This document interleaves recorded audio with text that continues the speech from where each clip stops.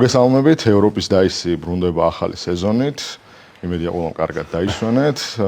ჩვენ დღევანდელ გადაცემაში დავუბრუნდებით 18 აგვისტოს ამ უნიკალურ შეხვედრას და უნიკალურია ესა კარგი გაგებით უნიკალურს არ გულისხმობთ. 18 აგვისტოს მოგეხსენებათ დონალდ ტრამპმა ოვალურ ოფისში დაიბარა ზელენსკი პუტინთან საუბრის შემდეგ და ზელენსკის თან მიყვნენ წამყოლები სხვადასხვა ევროკავშირის წევრი ქვეყნის ლიდერები რომლებიც დაუპატიჟებლად გამოცხადდნენ ოვალურ ოფისში და იქ შემდეგ ძალიან დიდი თეატრალური თუ გნებავთ საცირკო წარმოდგენა გაიმართა, რომელსაც დღეს გავაანალიზებთ, გავუშვებთ ვიდეოებს ამ შეხვედრიდან და დავაკომენტარებთ მათ და სრულად ამომწურავ ანალიზს გავაკეთებთ იმისა თუ რას ემსახურებოდა რეალურად ეს შეხვედრა. მე მგონი პრინციპში ჩვენი გადაცემა რაზეც არის და ზოგადად ეს ევროსკეპტიკური განწყობები სოფლიოში როგორც წინ არის წამოწეული რომ ევროპა ესე იგი არა აკადემიურად რო ვთქვათ დაცვედან და აკადემიურად რო ვთქვათ განიცდის არ ვიცი დემასკულინიზაციას, დემილიტარიზაციას და ყველაფერს საერთოდ რაც კი შეიძლება იყოს გადასულია მთლიანად ამ ლიბერალური დემოკრატიის და კულტურული მარქსიზმის ამ მიქსზე ესე იგი მეორე მსოფლიო ომის შემდეგ რაც ამერიკამ გადაწყვიტა რომ ევროპამ დემასკულინიზაცია უნდა განიცადოს და დემილიტარიზაცია მოყოლებული ვიდრე ამ შეხვედრამდე ეს იყო აი კულმინაცია კლიმაქსი დასკვნითი ეტაპი თუ რა დონეზე იმიტომ რომ თუ რა დონეზე შეიძლება მივიდეს აი ეს ძლევამოსილი ანთროპოლოგიური ძალიან მნიშვნელოვანი ევროპა ხო ჩვენ ნახეთ ძალიან სასაცილო რამ და ეხლა არავინ არ თქვას რომ ან სხეულის ენას ან მიმიკებს ან პროტოკოლს აზრი არ აქვს თავარი ზუსტად ეგ მაქედან შეგიძლია შენ ყველანაირი ანალიზი გააკეთო რა ნუ არ ვიცი ტრამპი როგორ დახვდა ხო პუტინს ეს იყო საერთოდ სხვა დახვედრა და ევროპელ ლიდერებს ერთი რო არ დახვდა სხვა არის მაგრამ იქ ვიღაცა ვერ იცნო ანუ აი ხო მაგას დეტალურად ვიდეოებს რო გავუშვებთ ბავშვები მოვიდნენ და აი რა მიხედე რა ხო რეალურად ტრამპი დახვდა მარტო ზელენსკის იმიტომ რომ ის იყო დაპატიჟებული და ყველა დანარჩენს გერმანიის კანცლერიდან დაწყებული იმის რო ფინეთის პრეზიდენტი დამთავრებული ურსულა ფონ დერ ლაიენებს და სტუბებს და ასე შემდეგ დაახვედრა თავისი ქვეშევრდომი და ამით კიდევ ერთხელ ხაზი გაუხსნა რომ თქვენ არ ხართ ჩემი სტუმრები რაც შემდეგ ოვალურ ოფისში მათ განლაგებაზეც იყო მას დირექტორის ოთახში რო ბავშვები შევლენ დატოქსის მოსასმენად ეს პროტოკოლის ნაწილი რასაკვირველია ძალიან მნიშვნელოვანია და რეალურად ჩვენი გადაცემის სახელწოდება ხორცი შეისხა ამ შეხვედრაზე ერთ შეხვედრაში იყო ევროპის დაისი ჩვენ მართლა ვიხილეთ ევროპის დაისი ოვალურ ოფისში და მოდი გავშალოთ რეალურად რა ტიპის ორკესტრირება იყო ამის უკან რეალური მიზანი რა იყო იმიტომ რომ ძალიან უცნაურად დაიწყო ის ამბავი რომ ტრამპი ურეკავს პუტინს აქვს მასთან ხანგრძლივი საუბარი შემდეგ ზელენსკი აცხადებს რომ ეს საუბარი შეუძლებელი არის უკრაინის ჩართულობის გარეშე შედგეს რის შემდეგაც ტრამპი იბარებს ზელენსკის ოვალურ ოფისში ზელენსკი ამჟამად უკვე არ მიდის მაისურით და მიდის ცოტა უფრო ფორმალური სამოსით არა პიჯაკით მართალია, მაგრამ პიჯაკებს მსგავსი დასაცვნით და მაგაზე კომპლიმენტებს იმსახურებს, ანუ ესე იგი ცოტა არ იყოს ზეგადავებია. რა თქმა უნდა. და კომენტარს, ანუ ყურადღებას ხაზს უსვამენ. უცებ იწყება ესე ხმაშეწყობილად, თუ ზუსტად მოს მაკრონი იწყებს ამ ყველაფერს, რომ ზელენსკი არ შეიძლება მარტო შეხვდეს იქ ტრამპს და არის წარმმთელი ევროპული წარმომადგენლობა, საჭირო რომ მას იქ გაყვეს, ხარი დაუჭიროს, რაღაცა მნიშვნელოვანი შეთანხმება წამოაყენოს და იქ უცებ ჩნდებიან მართლა ეგეთი რაღაც ხო იცი რაღაც ვებში რო არის რა ქვია ქელეხებში რო ხალხი შედის ძალით რა რო ჭამოს და საერთოდ რო არ ადარდებთ იქ ვინმე ელისმათ მოზიარეები არიან თუ არა ამ ტრაგედიის და ასე შემდეგ ანუ სრულად ესე დაუპატიჟებლად 10-ზე მეტი ევროპელი ჩინოვნიკი და ბიუროკრატი მიდა ბავშვები ამერიკაში მიდის გასეირნება კი ბატონო მიდის ოვალურ ოფისში და ხდება ძალიან დიდი ბულინგის მსხვერპლი იმიტომ რომ ძალიან უცნაური რა არის, რომ ესე მნიშვნელოვანი. წლები რო გავა, ეს თარიღი ხო ჩაიწერება, რომ აი რაღაც როგორ დიდი რაღაც იყო, დიდი შეხვედრა, იმიტომ რომ გეოპოლიტიკის თავარი მოთამაშეები ერთად შეიკრიბნენ მნიშვნელოვანი საომარი სიტუაციის გადაჭრის გზების მოსანახად. და რეალურად ჩვენ აქ ვუყურებთ მართლა ისეთ სცენას, სადაც პოლიტიკური ანალიზი არის მეორე ხარისხოვანი და უფრო მნიშვნელოვანი არის ის, როგორ აი მართლა სკოლის ეზოში ბულერი ბავშვის მიერ მცირეწლოვანი მოსწავლეების დაბულინგების აქტი ზუსტად ასეთ წარმოდგენას ვუყურებთ ტრამპის მხრიდან და რა ორკესტრირებაზე გვაქვს ჩვენ ამ შემთხვევაში საუბარი. ჩვენ ძალიან თავისუფლად შეგვიძლია ვთქვათ, რომ ეს იყო Deep State-ის მორიგი ფანდი, იმის საჩვენებლად თუ რამდენად დამოკიდებული არის მთელი ევროკავშირი ამერიკაზე. ფანდი იმისა, რომ კარგად ყოფილიყო ხაზგასმული, რამდენად მარიონეტები არიან თითოეული ეს ევროპელი ლიდერები, რომ მათ არ გააჩნიათ არანაირი სუვერენიტეტი, რომ მათ არანაირი თავიანთი ავტონომიურობა არ აქვთ. რომ ისინი რეალურად ვერანაირ ძალას და საყრდენს ვერ წარმოადგენენ. და ამ შეხვედრამ ძალიან კარგად წარმოაჩინა ის, რომ ამერიკა არის რეალურად თავარი გადამწყვეტი, იქნება ეს ნატო, იქნება ეს ევროკავშირი, იქნება ეს ევროპის სხვადასხვა ქვეყნები, მათი ლიდერები როგორ და რანაირ გადაწყვეტილებას მიიღებენ, ეს ყველაფერი არის ამერიკის განსასაზღვრო. კი ბატონო, ეხა ნატოზე რომ ამაში ეჭვი არავის ეპარებოდა, რომ ამერიკა არის მთავარი ლოკომოტივი და გამსაზღვრელი, ამაზე ლაპარაკი არ არის, უბრალოდ ევროკავშირს რომ თქვა Deep State-ი უსაზღვრავს მიზნებს და მისწრაფებებს, ეს არის ცოტა უცნაური. ჩვენ რეალურად შეგვიძლია თამამად ვთქვათ, რომ არაერთი გადაცემა მიგვიწყნია მასზე. ესე იგი, ევრობიუროკრატია, ცალკე აღებული ევრობიუროკრატია, ანუ ლიდერშიპი და ეს თქვათ ჩინოვნიკები სრულად არიან ცალსახად და ესე შეგვიძლია თამამად ვთქვათ ამერიკის აგენტები. რომლებიც არ გამოხატავენ ევროპას, ანუ არ არიან ევროპის რეპრეზენტატორები და ამაზე ევროპელი ხალხი გაბრაზებულია ძალიან, რომელსაც ჩვენ შეგვიძლია უწოდოთ მდუმარე უმრავლესობა, იმიტომ რომ მათი ხმა არსად არის მის, მათ პარტიებს გრძალავენ, იჭერენ, მათი რეკლამები სოციალურ ქსელებში არ ჩნდება, ბილბორდებზე არ აჩვენებენ, ტელევიზიები დაბლოკილია, ანუ ამიტომ არის მდუმარე უმრავლესობა. ეს არის ბოლო 1 წლის მანძილზე AfD-ს 6 ლიდერი მოკლეს. კი ბატონო, ეს არის. შევთანხმდით იმაზე, რომ ეს მდუმარე უმრავლესობა, რომლის ხმაც საერთოდ არის მის, ვთქვათ, არც თავიანთ ქვეყნებში, არც ევრობიუროკრატიაში. ეს ევრობიუროკრატია ცალსახად და ერთმნიშვნელოვნად არის, ესე იგი, Deep State-ის და იმ ძველი ადმინისტრაციის თქვათ გავლენის აგენტები და პირდაპირ აგენტები და ჩვენ ვნახულობთ, რომ არათუ ევროკავშირი და ეს სუპერსტრუქტურა, არამედ ცალკეული სახელმწიფოები რო წავყვეთ, ხო, მაგალითად ძალიან არ მინდა რომ ხა არაკორექტულად გამომივიდეს, მაგრამ ბალტიისპირეთი საერთოდ არ სახელმწიფოებად თუ შეიძლება დაარეგისტრირო, იმიტომ რომ მთლიანად ეს Deep State-ის გავლენა იგრძნობა. ასევე არის სკანდინავია უკვე ინდუსტრიული ბირთვი ევროკავშირის, რომელიც არის საფრანგეთი და გერმანია. გერმანიას ფაქტობრივად გერმანია არის ამერიკული ბაზები, ესე იგი გაძვირებული მუშახელი ეკონომიკა სტაგნაციაში და ამერიკა უწყვეტს ყველაფერს, სად როგორ ჩაერთოს, რა მილი აუფეთქოს, რა გზას მისცეს და ასე შემდეგ. ანუ სასაცილო მდგომარეობაში, იმიტომ რომ ნახე ისტორიული ევროპა, ანთროპოლოგიური ევროპა, რომელმაც ერთი მხრივ, არ ვიცი, აწარმოა კოლონიალური ომები, გავიდა, აითვისა სამყარო, აითვისა სხვადასხვა ტერიტორიები, დაიპყრო 300 კაცით რაღაცა იმპერიების ზენიტში მყოფი და ასე შემდეგ.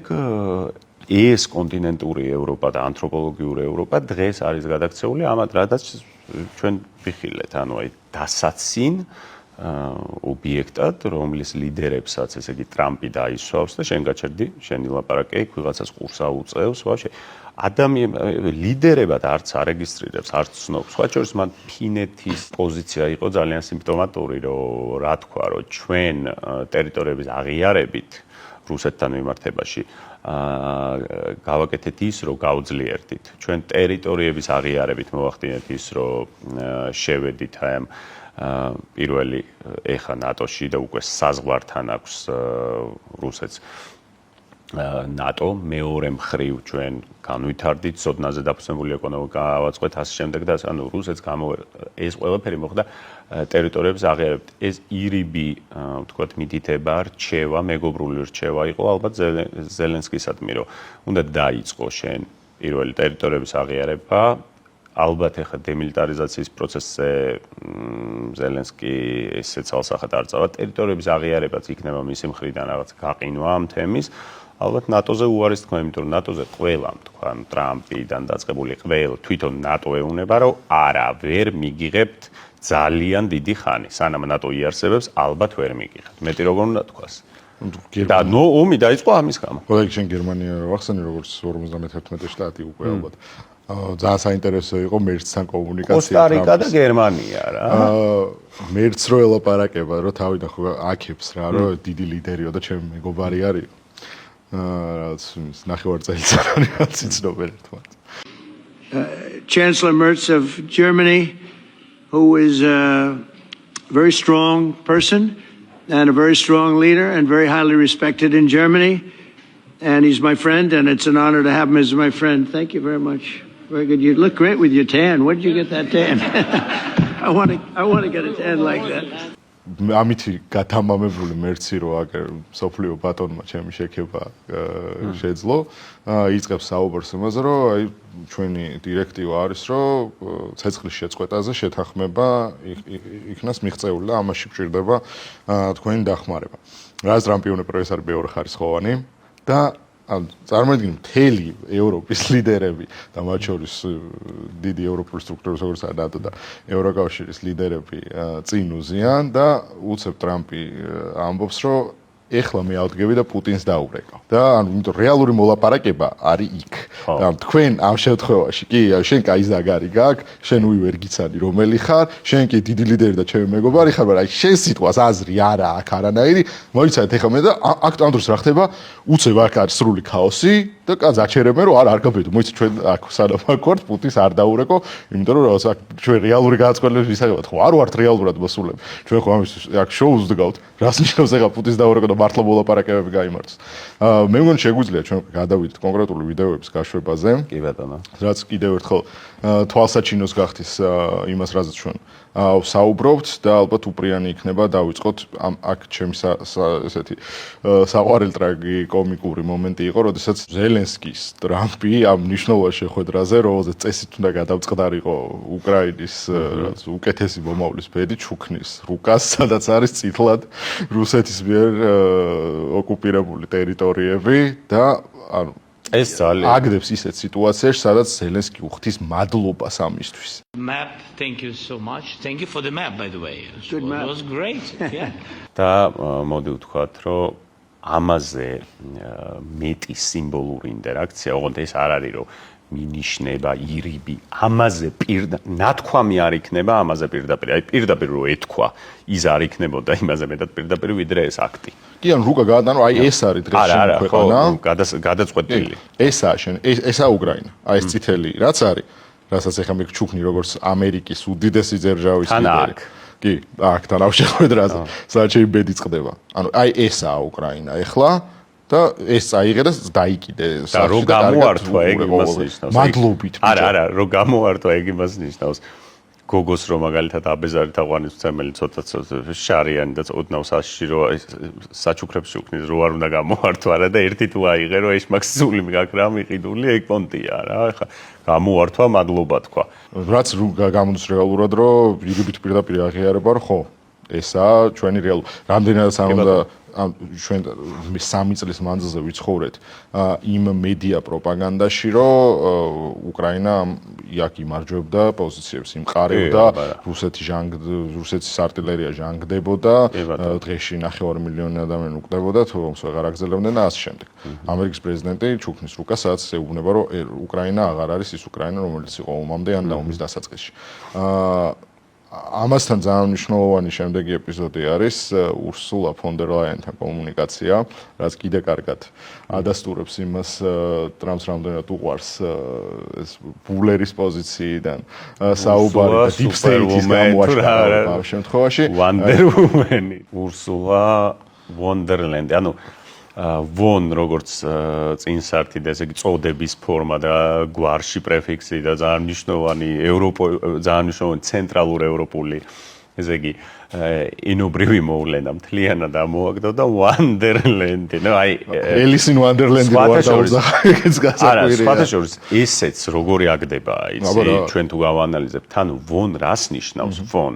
აი ესეც მნიშვნელოვანია, იმიტომ რომ ეს ხო არისტოკრატიული წოდების ანუ ამის აგდება და ამის შეერთება და Wonderland-ი, აი შედარებაც და ის კომენტარი, რომელსაც მთელი ამ ევროპელი ლიდერების წინაშე საჯაროდ მედიის გასაგონა ტრამპი აკეთებს ურსულა ფონ დერ ლაიენის მისამართით, რომ თქვენ ალბათ ყველაზე დიდი ძალაუფლება გაქვთ აქ სხდომთა შორის.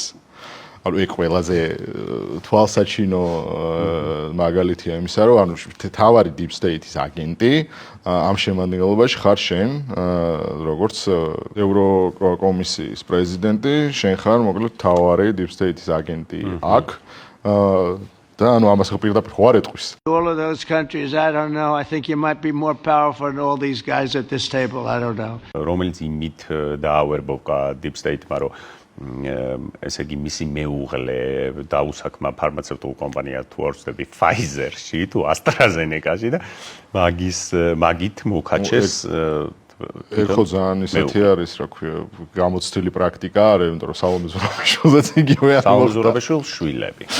ნუ იგივე არა. ნუ ამ შემთხვევაში მე მგონი ყველაზე მეტად სლენგი უნდა ვიხმაროთ დაჭმორებულად. მართლა ეს ფიდეც პრეზიდენტი გამოიყვანა, იმიტომ რომ კაც სახეზეც არ ვიციო რომელი ხარო. ანუ იქვე ისე რომ ხარო, მაგრამ მანდაც იმას ქნებერე, რომ ისე კარგად გამოიყურებიო, რომ ვერ გიცადიო რა. ან President Stubb of Finland, and he's somebody that, where are we here? Huh? Where? I'm right here. Oh, you look better than I've ever seen you look. მან თქვან უკვე მართლა ის არ არის რომ რაღაცა პირადი ურთიერთობა ან ადამიანი ადამიანთან როგორ იქცევან, აქ ხო რეალურად გამოდის რომ ქვეყანას ელაპარაკება.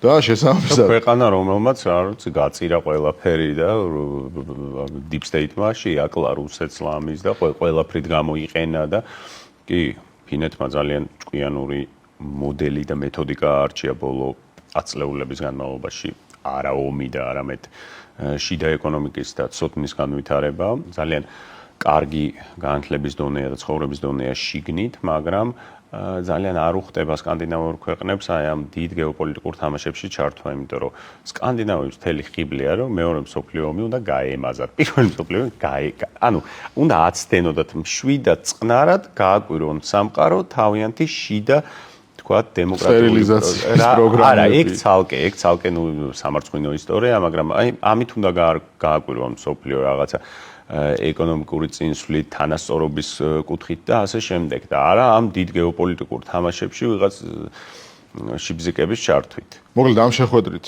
ჩვენ რეალურად დავინახეთ და მთელ მსოფლიომ დაინახა ის, რომ აქ არ იყო რაღაც თანასწორი ლიდერების შეხვედრა.